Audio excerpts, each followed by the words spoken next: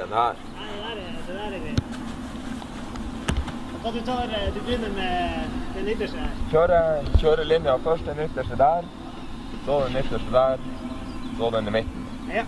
Det høres bra ut? Har vi troet til det? Nei, det går aldri. Det går aldri til å gå.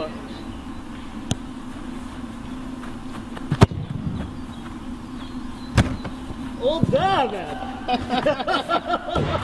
Steffen! Jeg traff på første. Han har fint. 2 av 2! Bra, Remi! Herlig! Kjør han det siste. Å, den sitter jo faen meg den også! Steffen Nisse! Nei, det må jeg si, Steffen, det her er nedtur. Det her er nedtur. Ser han har litt sånn tendens til strekk bak i muskelen her. Kan ikke utfordre den fra ringen.